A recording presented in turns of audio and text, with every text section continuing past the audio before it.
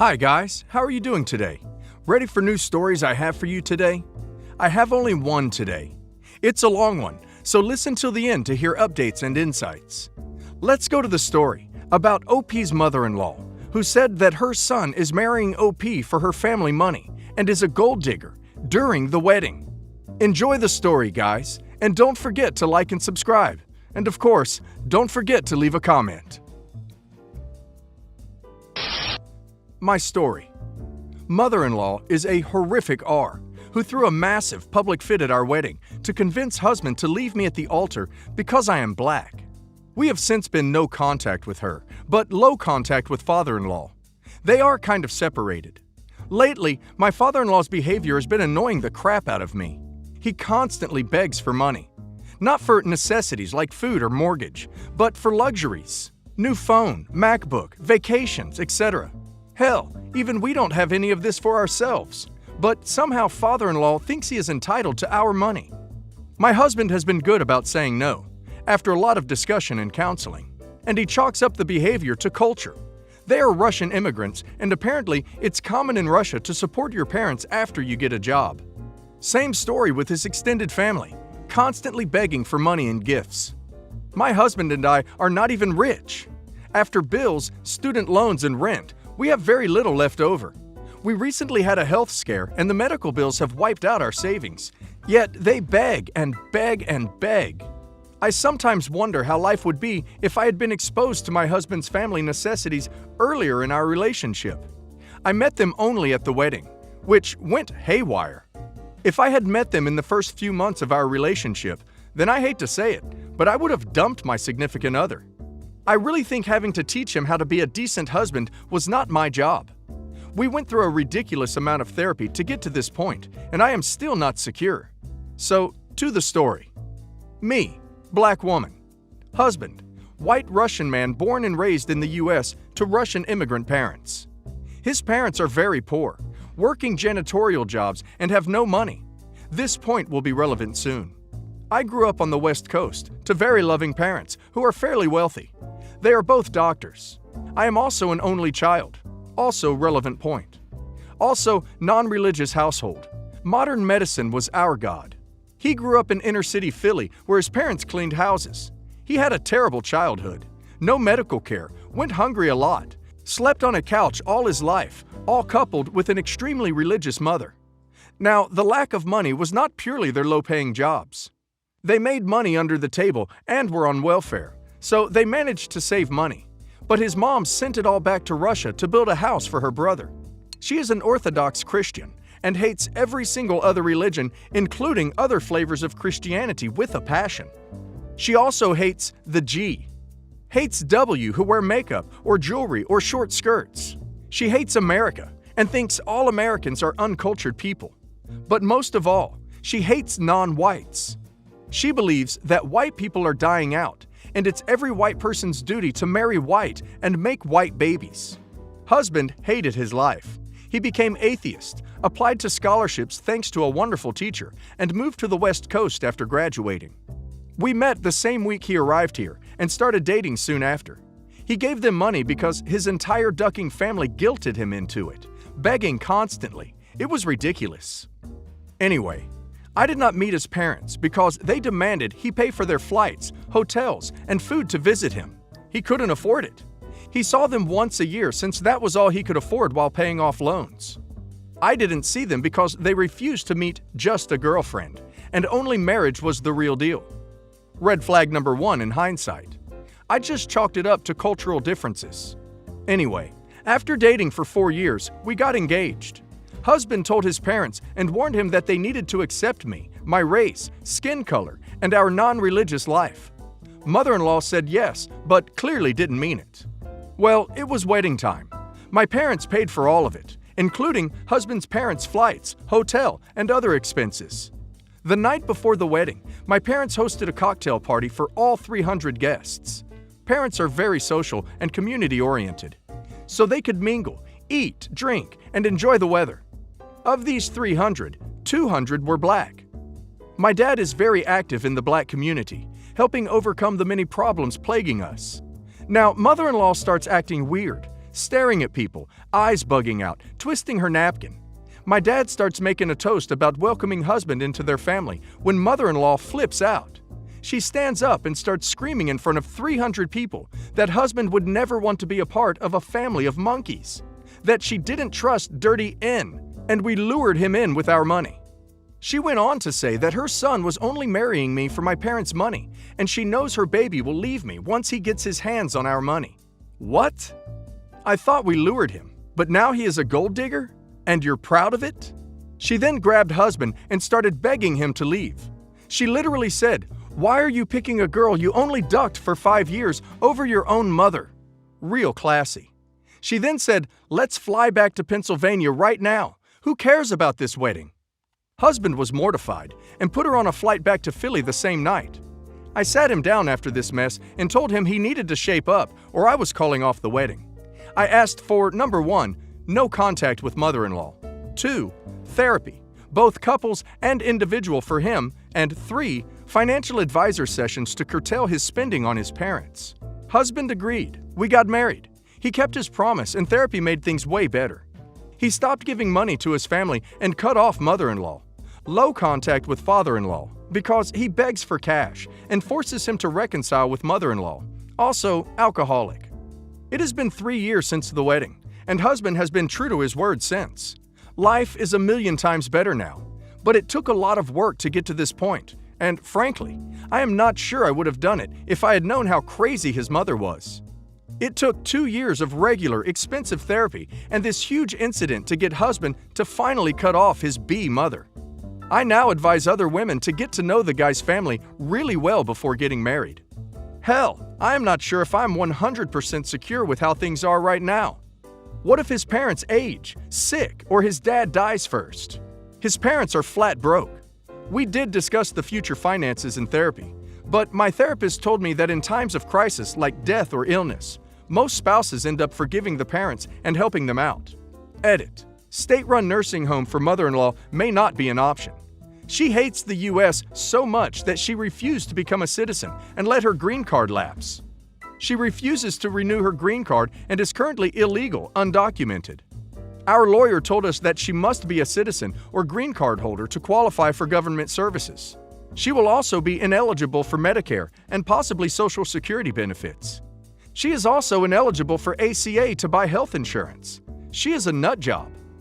Update. We are no contact with mother-in-law, but have a very good relationship with my parents. Now, my mother's birthday is on May 7th, Mother's Day is on May 8th, and mother-in-law's birthday is on May 9th. It's a milestone birthday for my mom, so my whole family has planned a surprise party for her. My husband and I will be there Thursday through Sunday. After her birthday, we, immediate family, plan on cooking a homemade brunch for Mother's Day, and we are also getting a fairly nice joint gift to celebrate both days. I know all of this talk of upcoming events has been weighing on my husband's mind. I'm sure it's painful for him to participate in all of this, knowing that we will never do anything like this for his mother. The last 3 years of no contact, husband has not called or wished his mom. How do I make it easy for my husband emotionally? Should I exclude from the planning so he doesn't dwell on it? Should I ask my dad to take him golfing to distract him? Should I let him deal with it in his own way?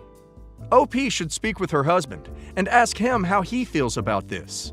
I can imagine he may be feeling sad, watching all the love and care OP's family is taking for OP's mom, and maybe wishing he was able to have that with his mom. OP should ask him if there is something special he wants to spend time doing with her family. I don't think OP can make it easy for her husband emotionally. The feelings he has about his relationship with his mom is something that only he can work through.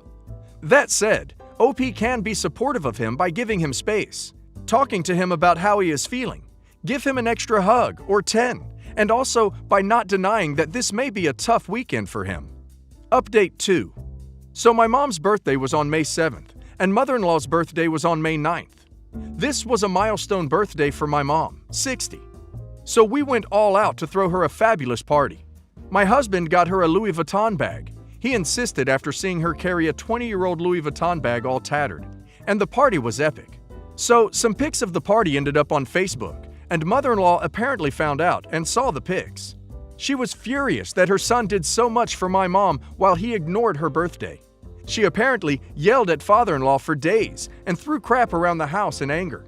She told father-in-law that moving to the US was the worst decision of her life because her darling son has become Americanized and no longer respects or cares for his parents. She has now decided to go back to Russia for good. She will be living with her sister and her family in a one-bedroom apartment, sleeping in the living room. Her ticket has been booked for Saturday, May 21st. Father-in-law has been begging husband to talk to mother-in-law and convince her not to leave, but husband has declined. Husband is pretty happy about this.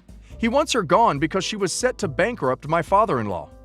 As I mentioned before, she moved into their rental basement unit and also stopped working. Recent development because she is too tired to work. She makes no money, has cut off income from the rental unit, and she continues to send money to Russia. Now she can use access to universal health care in Russia, won't go bankrupt due to medical bills, as she was uninsured in the US. The rental unit will be back on the market, and she can no longer send father-in-law's money to Russia. I am ducking thrilled. There is a small chance she may be doing this for attention from husband, but I have seen the ticket. Father-in-law sent it to us, and it's legit. Happy update. Mother-in-law is officially back in Russia. Apparently, she convinced father-in-law to give up all of his savings to pay off her sister and take over the apartment in Russia fully. She now legally owns the place. Good for her, I guess. However, before she left, she pulled off a crap move that's making me mad as hell. She went to an AT&T store in her Russian neighborhood and convinced an employee to renew husband's cell phone contract with the new iPhone SE without husband's permission. This is an individual plan that only husband uses. I have my phone through work. She gave the associate husband's name, number, date of birth, social security number, and address, and somehow that was enough to renew his contract and get a new phone. We found out when we got an email today confirming the change and the new increased monthly bill.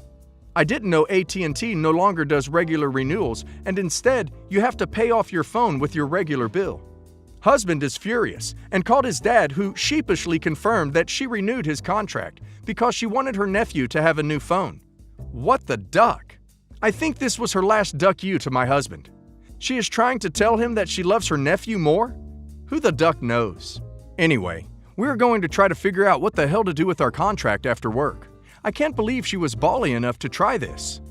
Also, father-in-law is trying to sell her car so he can send her more money to invest in Russia. I have no idea what her plan is, how she is going to survive. Will father-in-law send her money each month? Such a hot mess. Latest scoop. As many of you may be aware, mother-in-law went back to Russia for good. Now, apparently she called father-in-law complaining that everything in Russia is super expensive because their economy has tanked. No crap. She and the rest of the world were fully aware of it, yet she chose to leave. She then asked father-in-law to send her money, which he did, because he is a complete doormat.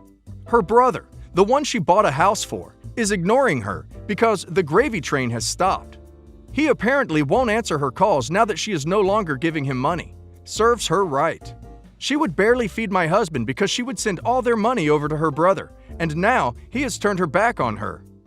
I sound like a horrible person, but I am glad that she is getting a taste of her own medicine. Her other siblings are also ignoring her because she is way too religious, fundy, even for them. Apparently, she tries to control what her nieces and nephews do, don't date, don't wear shorts or makeup, etc., and no one likes it. She is also berating father-in-law non-stop because it was all his fault that they moved to the US, where husband became too Americanized, aka he cut off his own mother, won't financially support her like a good Russian son. She claims if they had stayed back in Russia, he would have lived with them and supported them forever. This leads us to father-in-law's ducking lies. He called husband last week, saying that they needed to go to Russia for super important legal business regarding the ancestral home and his grandparents. Apparently, husband needed to be registered for the property and it could only be done in person. Husband thought father-in-law was being shady, so he contacted a lawyer who is from Russia and is licensed in both countries. She told him that there is no need for husband to go, and father-in-law can add him to the property on his own. Husband confronted father-in-law, who admitted that he lied, and it was a ruse to get him to make up with mother-in-law in Russia. What the duck? Husband was pissed and has been ignoring his calls since then. The really sad part of this story? The only reason husband thought something was off was because father-in-law offered to pay for husband's flight to Russia. Husband was shocked that his dad, who has not paid a single penny for anything for my husband, suddenly wanted to spend $1,000 on him. He knew something was up with his fake generosity. Edit. Mother-in-law asked father-in-law to send her the newest iPhone so she could give it to her brother to mollify him. Husband told his dad that he is not going to offer a single penny to buy or ship that phone to anyone in Russia. That's right. After stealing husband's phone, she wants yet another phone for her dear brother. Looks like sweet justice serves mother-in-law right.